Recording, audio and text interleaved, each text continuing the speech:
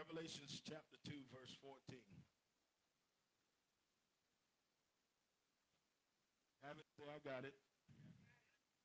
But I have a few things against thee, because thou hast, thank you, Brendan, because thou hast there them that hold the doctrine of Balaam. Underscore that word Balaam.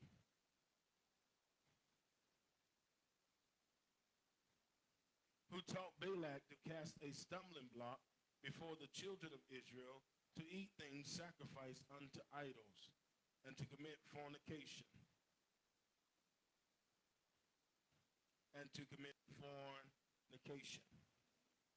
But I have a few things against thee, because thou hast there them that hold the doctrine of Balaam, who taught Balak to cast a stumbling block before the children of Israel, to eat things sacrificed unto idols, and to commit fornication.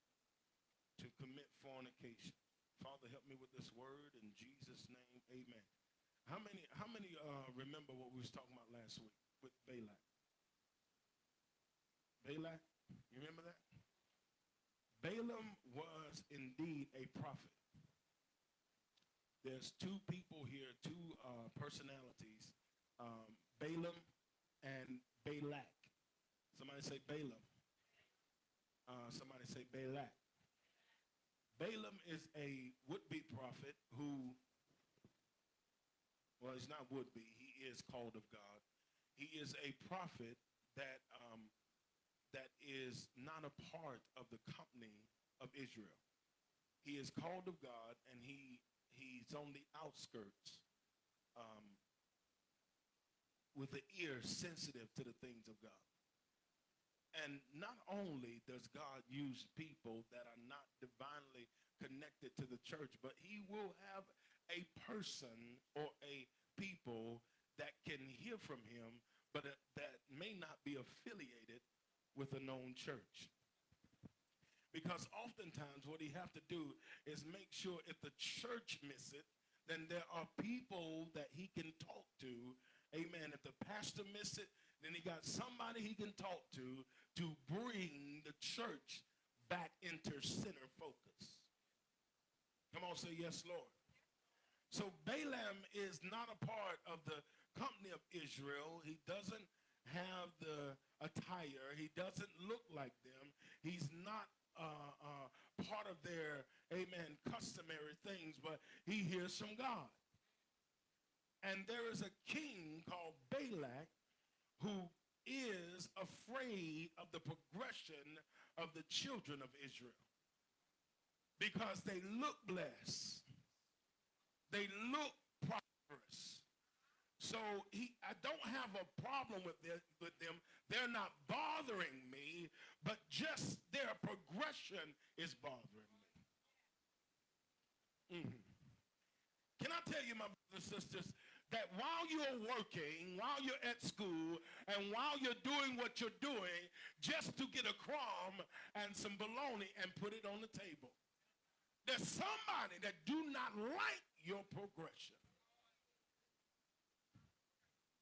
I'm gonna go to school and I'm just gonna, get my MBA. I'm gonna get my doctorate degree. I want to go in the dentist. I want to help, because my mama she lost her teeth when she was 13, and I'm not, that type of thing.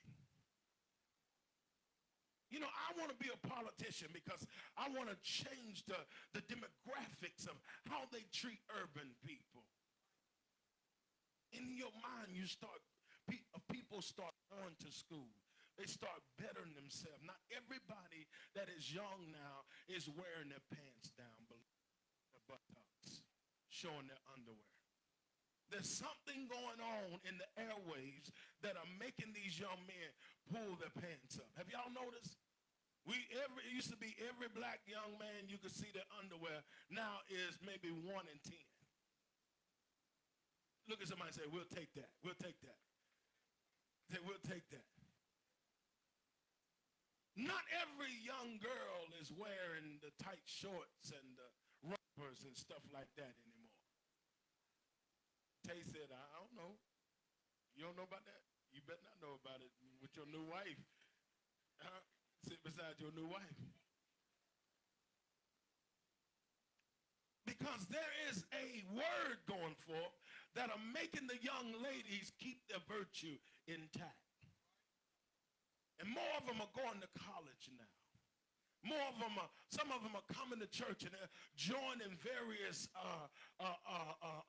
auxiliaries in the church. They're dancing, they're singing, they're doing things that, amen, promote good intentions and good well-being.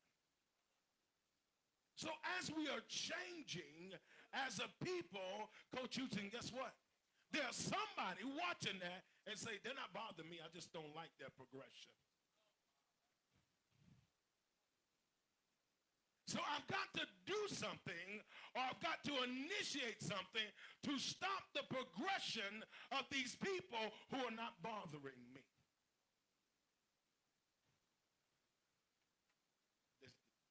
What is it? It's just in case? Okay. Well, just in case, let me put that down, just in case it falls.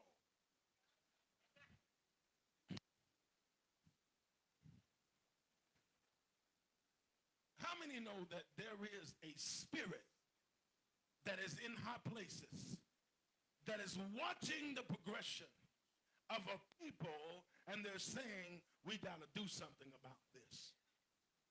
Turn and tell your neighbor, say, neighbor, I'm not bothering you.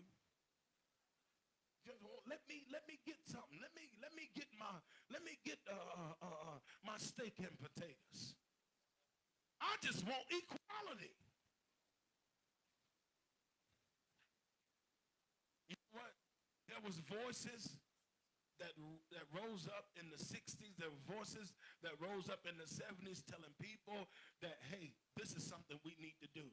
Amen. We need to do this. We need to do that.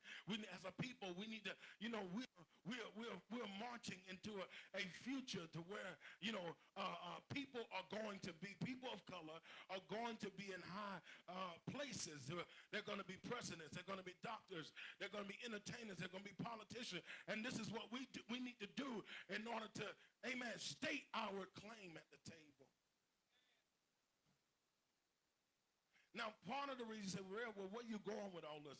Part of the reason why I feel the way I do and I'm as passionate the way I am is because when I look out and I see that it's okay to, amen, to stereotype. Come on, somebody. It's okay for another race to think that they are supreme, amen, that another race is inferior. When you breathe just like I do. When you eat just like I do. When you go to the bathroom just like I do. And you have to challenge the mindset of people who feel that way, because every time they look around, the only people that are in power are the people that want you to feel inferior about yourself. Give a for that. Thank you for the 2 claps. Why is it that people do not want better for themselves? I'll tell you why. I'll tell you why. Why a person does not want. Tell me, what is it about people that when you move into a nicer house, having worked for it, tell me what it is about people when you drive a nicer car, having worked for it, huh? Tell me what it is about people when you want to start a ministry that's going to change the community. That instead of them wanting to join forces with you, they criticize it, tear it down, see what's wrong with it, because there's something in them that don't want you to have something that they don't want to work for. I'm going to talk in a minute. Just talking. What is that about us? That we don't want better for ourselves and we don't want you to have better either. Because if you get it before I get it, then I can't stand the fact that you got it first. I don't want it anyway, but I don't want you to have it. What is wrong with us as a people? That we'd rather have the handout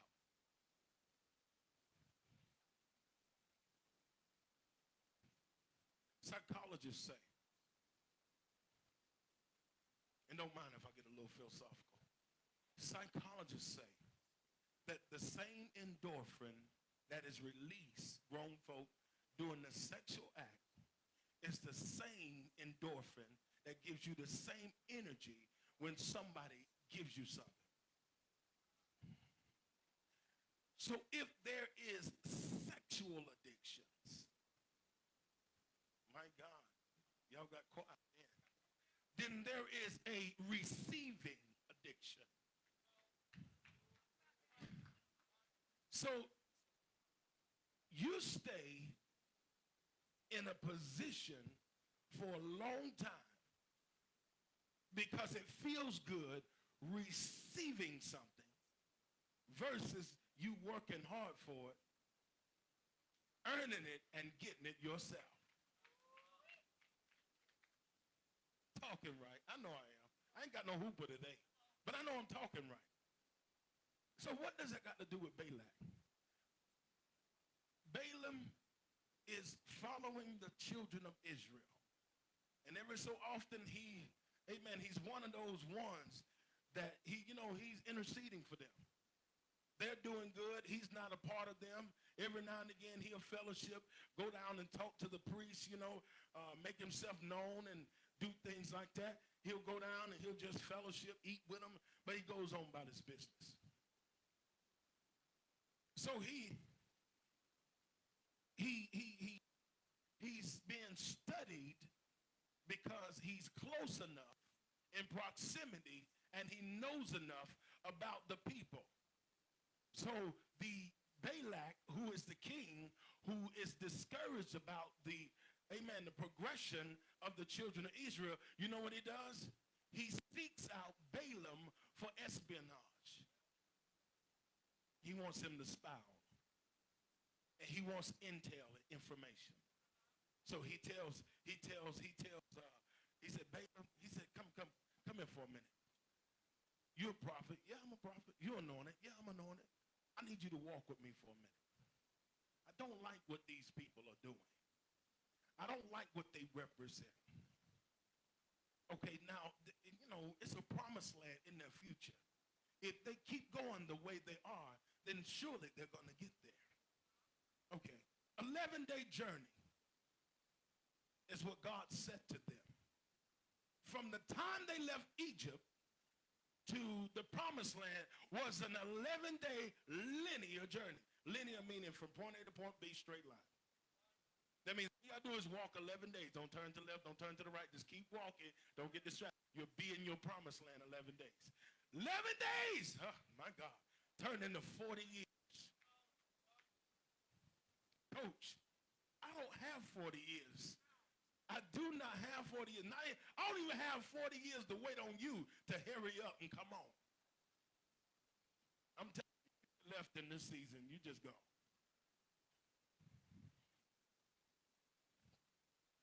He said, but we got to stop this. So he took him up to a mountain. And he said, now, what I want you to do, this is something I want you to do. I want you to put a curse upon the children of Israel. He said, just pronounce a curse on them. Because even then, Balak, somebody say Balak. Balak is the king now. Don't get them confused. Balak is the king that don't like the progression. Balaam is the prophet representing the things of God. Come on. He said, now I need you to curse them because he understands that the power of life and death, Proverbs 18 and 21, is in the tongue of the person who is connected to God. Okay? That's another sermon.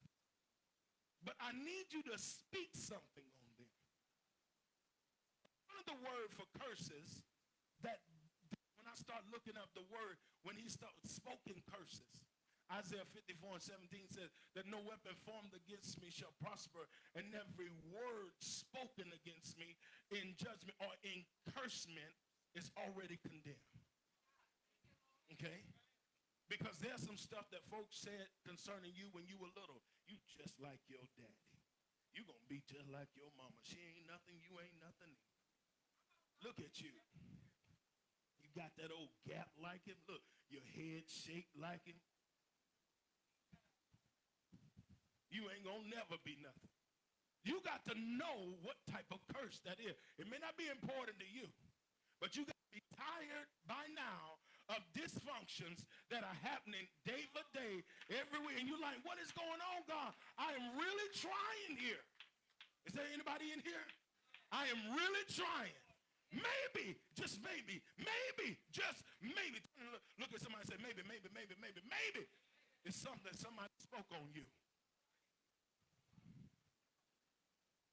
Y'all remember in the therapist had a jar of rice, white one, 2 jars of rice. He spoke to one every day, sweet things, and then he spoke to the other one, curse things, and just by default, what he didn't speak, kind of the other one, the rice on the right turned black. Just by speaking the rice on the white, on the right, on the left stayed white. Deprivation, dwarfism. You ever heard of it? To where they had babies and they were speaking to the baby in the womb, and when the baby is born, they kept speaking to it, kind words, and then they had one, they spoke curses over it. They call it deprivation, dwarfism. That one baby grew, that had things spoken over it, and the other one dwarfed up, bones almost deteriorated because of what was spoken over was little. Turn and tell somebody, say, the power of life and death is in your tongue. You're going to get it in a minute. So he got him and said, I want you to pronounce this curse. Speak this curse over them. And what level of curse do I want you to speak over them? Now, this I want you to write down, and I'm going to try my best to pronounce it. A-N, my wife is good at this. A-N-A-T-H-E-M-A. Anathema. Anathema. I told you she know how to do that. They ain't smart like Coach back there. Somebody say it again, babe. Anathema. But when I preacher, Jalen, when I start looking at this, the root, the etymology of it, the root of it, Anastasia.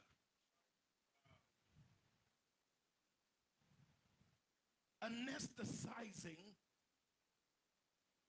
almost like, you know what, when my wife, when they put her up under the thing to get her teeth out, they told her they put the IV in there, and they said, she was just talking, you know, just talking, and as soon as that stuff hit her vein,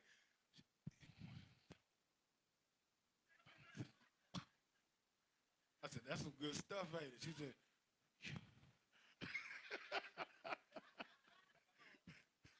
I got her on the phone blowing bubbles to anesthetize. He said, I want you to speak a word over these people that are progressing, to anesthetize them, make them so inundated that they cannot move for years to come. And movement, God, now, is important to the children of God, because the first time, when he started seeking a nation, he called Abraham. And the first thing he said to Abraham, I need you to leave your country and your kinfolk and move. Let me put a point right there. Some of you are too close to kin people. You got to put some distance between you and them. You're around familiarity and you're wondering why you're not progressing. Can I tell you something? This is for folk in their 20s, 30s, 40s, 50s, 60s, and even up to 120. You ought to still be moving.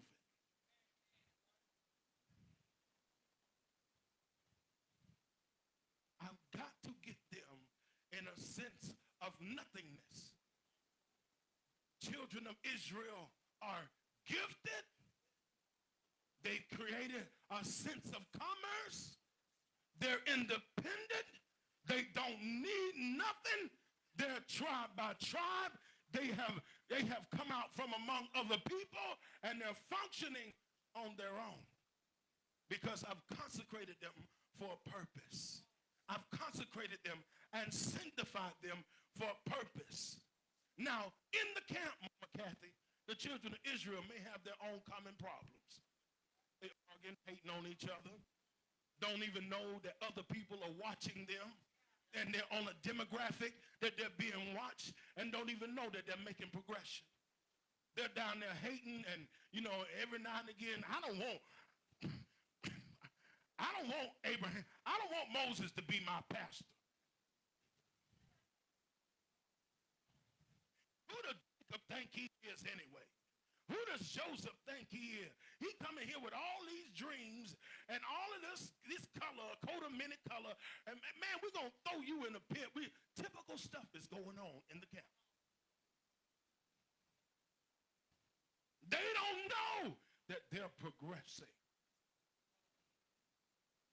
And I come to tell you people, be it black or white, Hispanic, African, Mexican, white-akin, no can at all. If you are a born-again believer, you are progressing.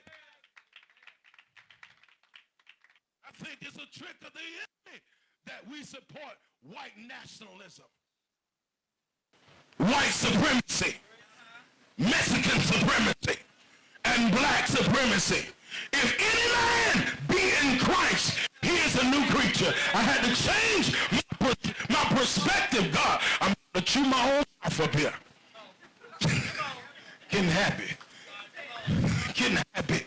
David, I'm getting happy. God is calling a people out of a people, tribe by tribe. It may be you over there and we over there, but when we come together, we magnify him and we lift him up so high that people say there's something about them people.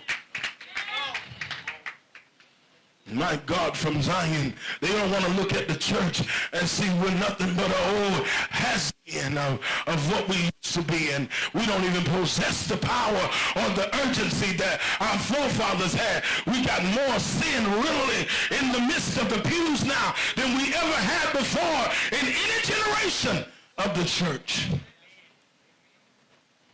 But turn and tell your neighbor, say, neighbor, we're progressing. We're moving. Moving.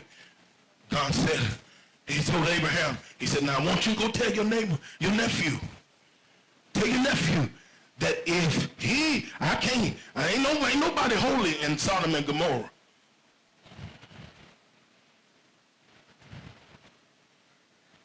Y'all missed it.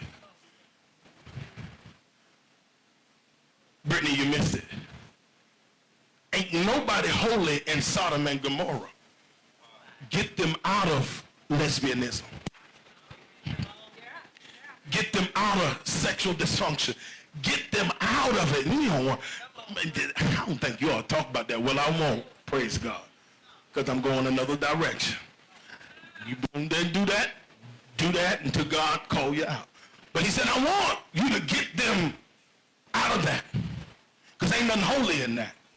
Get them out, get them out, get them out. Hey, tell him I'm going to destroy the city with fire. Get them out. Then he said, I'm going to tell him, I'm going to deliver the message. He goes down to his nephew and he says to Lot, you got to get out. And when you get out, do not look back. Notice they're progressing. The only thing that looked backwards when Lot moved out was his wife. Now, you're going to miss the revelation here. God the Father, the Holy Spirit, leads the church. The church is Lot's wife. The proverbial Lot is the Spirit of Christ leading us out of a dark place. What happens when you turn backwards, church? What happens when you don't move forward, church? You mark time and become a monument where you should have been a movement.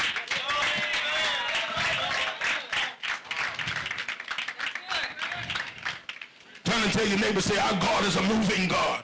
In the beginning was the Word, and the Word was God. He was a speaking God. He's a progressive God. He is, in fact, a moving God. The Spirit of God moved upon the face of the water. Push on your neighbor and say, neighbor, you got to keep moving. Move, move, move, move, move, move. Don't you allow the enemy to have you in this anesthetizing conformity to where you're so sleepy and lethargic in the spirit that you never get anything done. Last year, ask yourself a question. Is there something wrong with me? Because my last year is looking like this year. Every experience that I've come out of, I'm seeing it again this year. No, the devil is a liar. He has spoken a curse over you, and what you got to do, glory to God, you got to stand up and declare that no weapon formed against me shall be able to prosper. And every word, God help me up in here. Turn and tell somebody, say, every word. You call me a nigger, but that's a word. Every word you call me a coon, and that's a word. Every word you call me a porch monkey, and that's a word. You call me across the ocean nigger. You call me a cracker. That's a word. But turn and tell somebody, say, it will not prosper. I ain't got no church in here. Y'all sleeping already. Won't prosper. I like the idea that he can form the weapon. He can put it in the holster. Amen. He can put the bullet on the inside. He can go over and form the bullet, but it will not prosper. They can take all kind of poisons, put them in our Doritos, and you think you got 4 for $1. You just bought a whole lot of poison. And everyone that you eat, the Bible says they shall eat any harmful thing, and it will not hurt them. It said they will drink poison, and it will not hurt them. In fact, they shall tread upon the snake and the adder. No evil shall befall them, y'all. And neither shall any plague come near their dwelling. I just stopped to tell you that, Lord, hey, let me stop. Woo! He's got your back, y'all. Give your neighbor a high five and say, oh, neighbor, I'm so glad that I serve a God like this. He's able to keep me when I can't keep myself. Say yes. Say yes. Yes. Coach Houston, I'm sorry. Showing out. Let me behave. Closing now.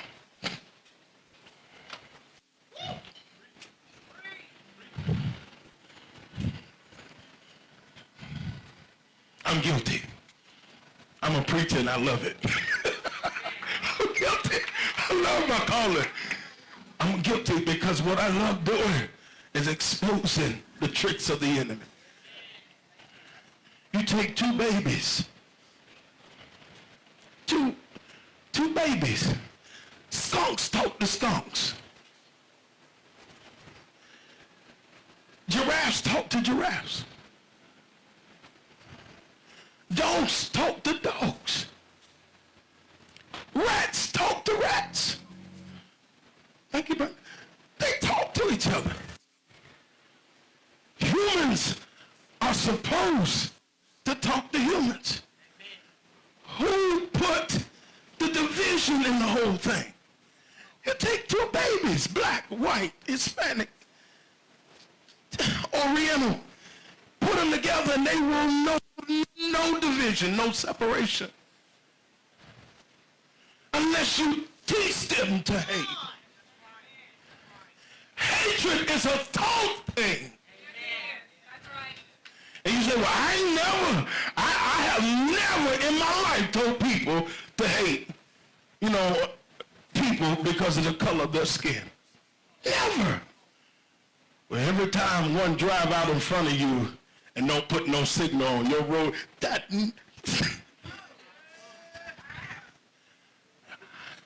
Do you smell them? They smell funny. All of these idiosyncrasies and all of the stuff that we say out of our mouth, we're programming our children that there is a difference.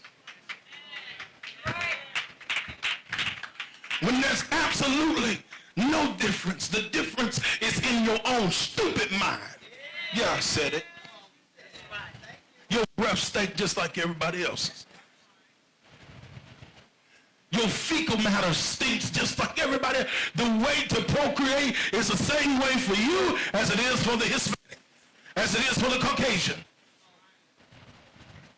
We got to stop looking at race and start looking at matters of the heart. I need to know whether you're born again or not. And if you're born again, the Bible clearly says, do good unto all men, especially them that are the household of faith. If you're going to treat anybody, you know, you're going to have this little favoritism towards somebody, it ought to be somebody that names the name of Christ.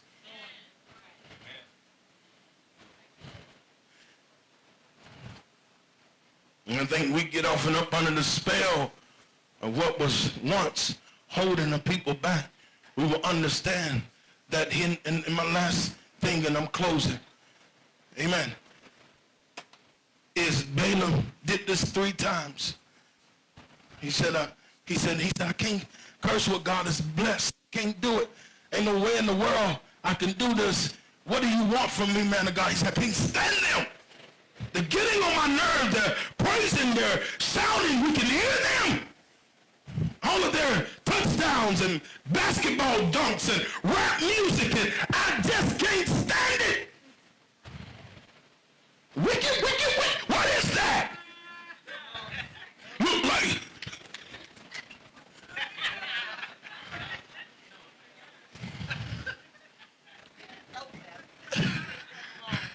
Are they deaf? They're throwing up gang signs. What is all that about? They can't communicate.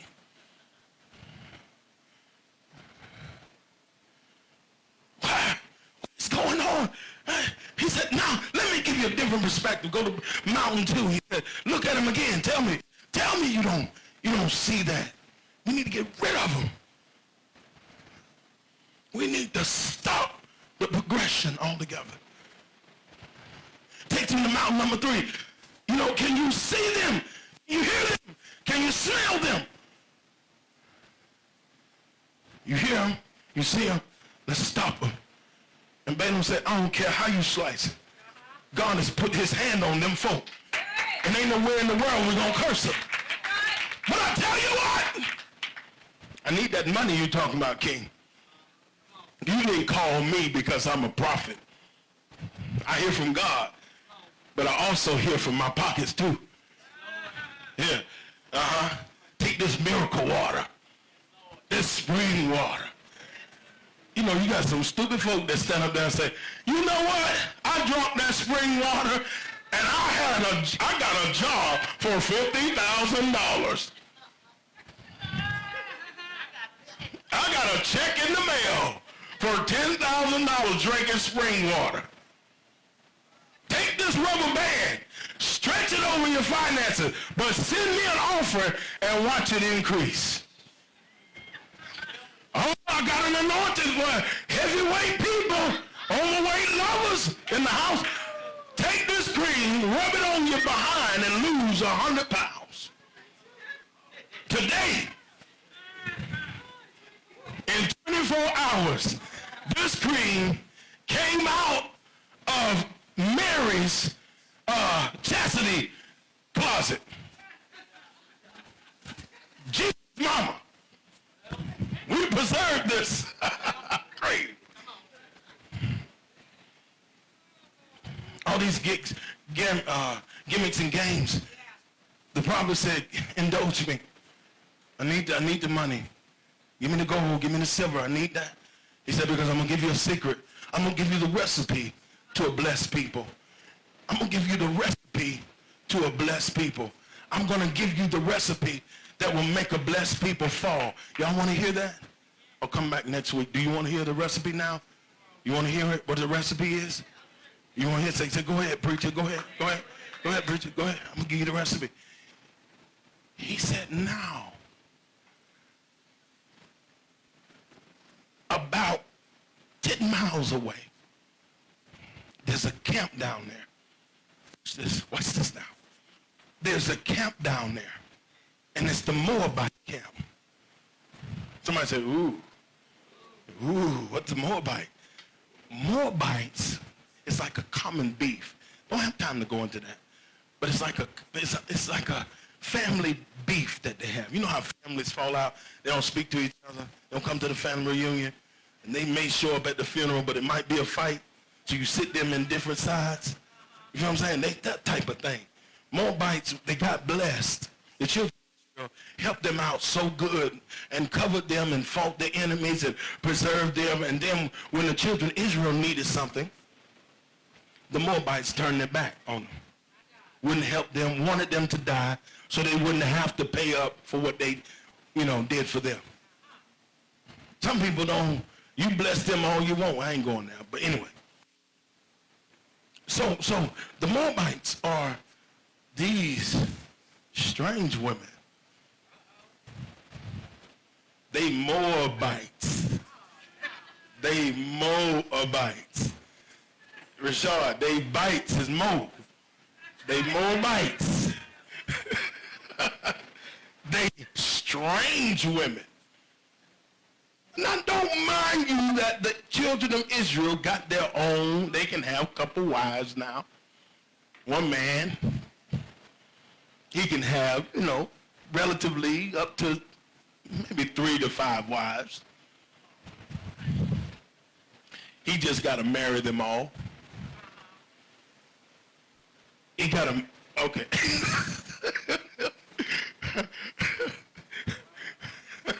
My wife like, don't you dare even think about it, bringing no other woman home.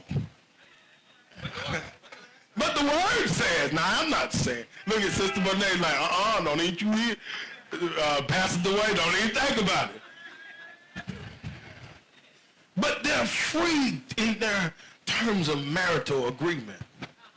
So in other words, they're getting it on a regular basis. There's no discrepancies there. It's plentiful. But there's something about the cookie that's stolen that tastes better in the mind. There's something about the grass that seemed to be greener on the other side that we want over there. And not knowing that when you jump the fence and get over into greener pasture, you got to mow it too. And by the time you get done working with it, you look at the pasture you came from and say, that look greener too. Let me get. So you double dutching, halting between two opinions. So the children of Israel sneak out often and get with these Moabite women. And God had to often cover them in terms of their sexual discrepancies.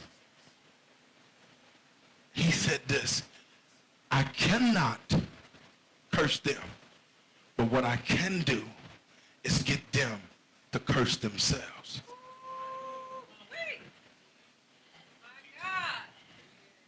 I know you're sleepy. I know you're tired. You don't know that your own doing is cursing you. He said, your sin has separated you from your God. You blaming everybody else for where you are. It's not so. He said, now, as long as you keep the women parading in front of them, you keep them distracted, they'll curse themselves. And in doing that, King, you can stop the progression and control the navigation of these people, because they no longer have their God leading them. They have their flesh, 5 senses. The 5 senses. I didn't get to mention it last week, but let me throw it in there for those of you who are writing this down. The 5 things that kill faith is sight, sound, smell, touch, and taste. It kills the movement of the Spirit, because no longer do I walk by faith and not by sight. I walk by my emotions, what feels good to me. What drives a church now is not the Spirit of God leading it and cultivating it and causing it to grow. You know what's hurting it? You got leaders who are feeling good now. Feeling good. He said, get the women. And now what was once powerful and mighty as a regime now is lethargic and weak and easy to be controlled and predictable. Do you not know that your behavior has been predicted for 400 years or more? If I do this, you're going to do that. You know, if I put this video up and put this, you're going to buy these $200. It was unheard of, Coach Houston. Closing with this. For, in our neighborhood, it's for someone to buy their child a $100 pair of shoes. It's unheard of. Because they say you could take that money and get a what? Education with it. You can take that money and feed hungry folk in Africa with it. You say that. But not anymore. We don't just drop $100 on a pair of shoes. It's nothing now. Huh? What they call them shoes? Jordans and something else. Some of them $1,000. Who? The Yeezys?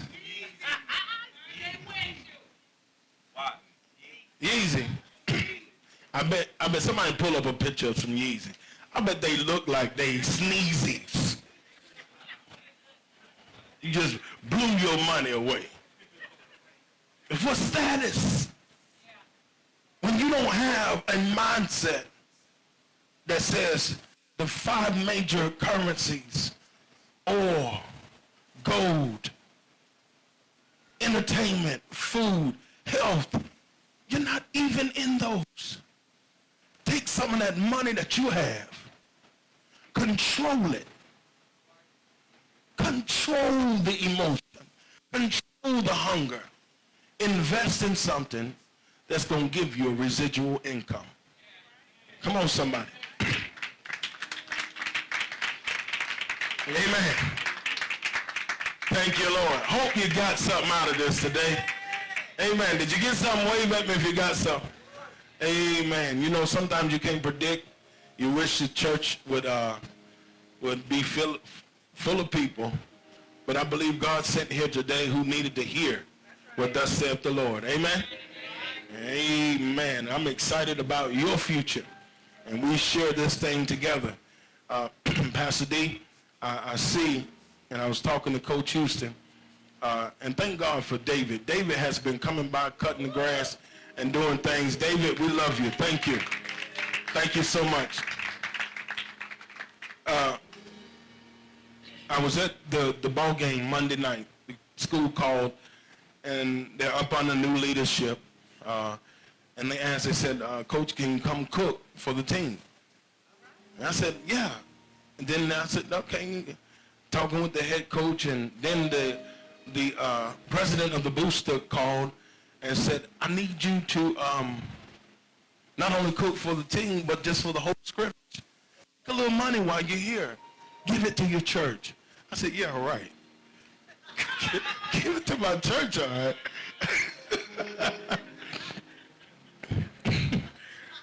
And I went over there and cooked, and I made a lot of money cooking, more so than I do at the flea market and other places.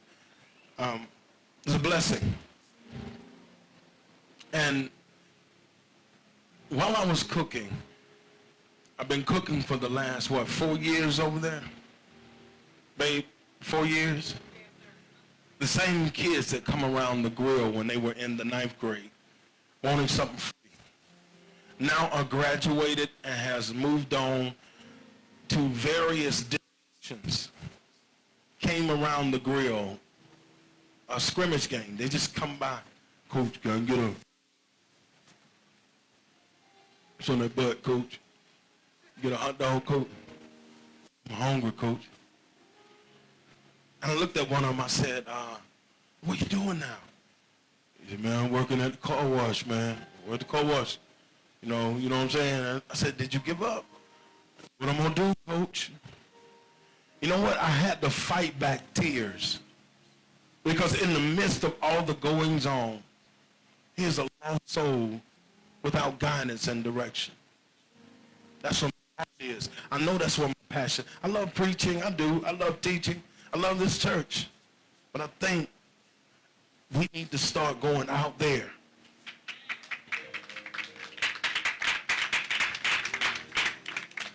I've been telling Coach Houston, he's back there, a real good friend of mine. We've been friends almost 15, coaching together, seeing, great times.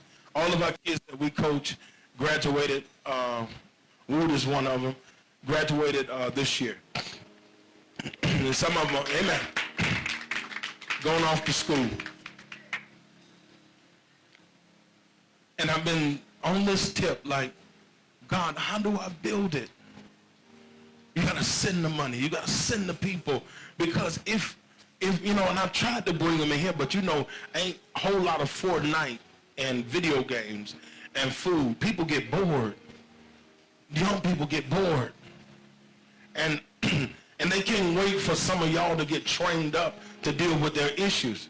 Because what I don't want is for a youth pastor to be dealing with something and get a little young girl in there and something go off, and then we have all this craziness in the news and in the paper.